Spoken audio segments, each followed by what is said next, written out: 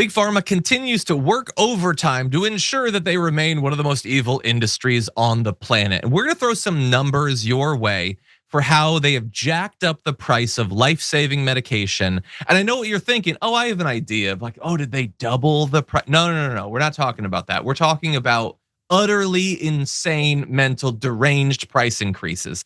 All of this is coming about, by the way, from an investigation by the FTC. It's a look at the largest pharmacy benefit managers and how they hiked the prices of dozens of drugs dispensed through their own pharmacy. And so they looked into a number of these big pharmacy benefit managers, and they marked up numerous specialty generic drugs dispensed at their pharmacies by literally thousands of percents. And because of these big markups, they were able to make a lot of money.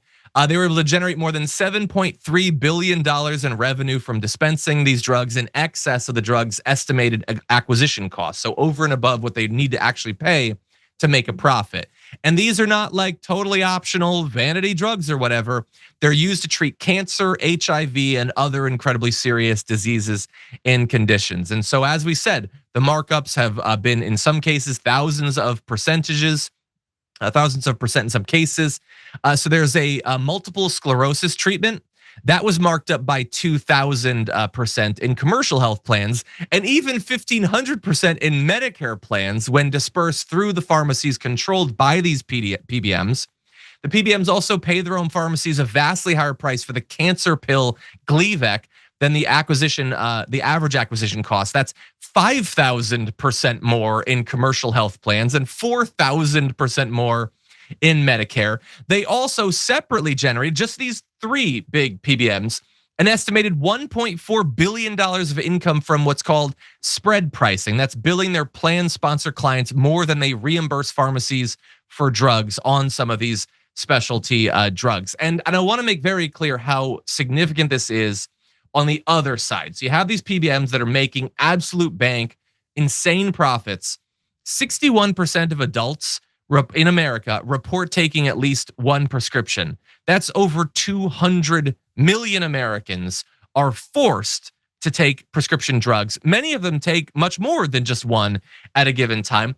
Almost 1/3 of adults already say that they haven't taken their prescribed medicine because of the cost of it.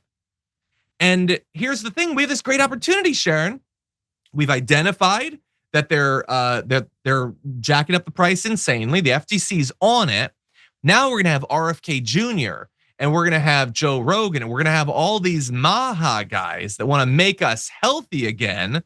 Well, they're jacking up the price, and that means that a lot of Americans can't afford to take their medicine. So clearly, we need legislation to regulate this, to outlaw it.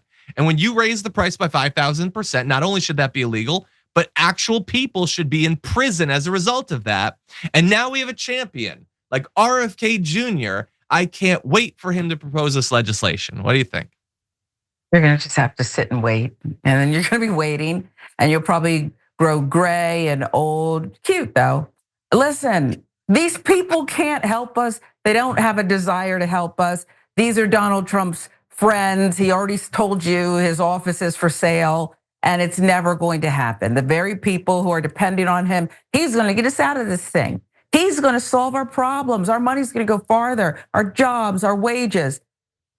It's all a lie. And all they had to do was, they didn't even have to read Project 2025 in its entirety. They could have just gone to like the index, or what I like to do is I press Control F, and then I put in keywords, because I'm not gonna read the whole thing. And it tells me what I need to know about things that are relevant to my life. They didn't even wanna press Control F. It's not happening. The drugs will continue to be gouged. Canada will have their medications, other countries subsidized. It's a big lie. It's just keep waiting. It's not happening.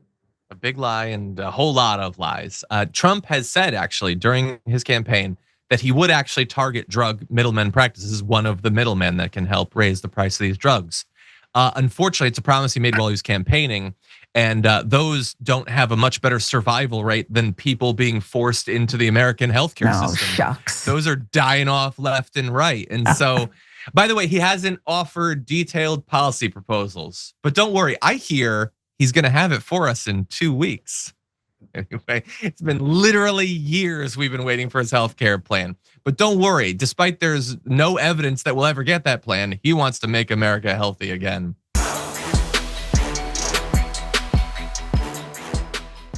Members make a difference here at TYT. You help make the show happen, and we see you in the chat with your loyalty badge. Click the join button to become a member today.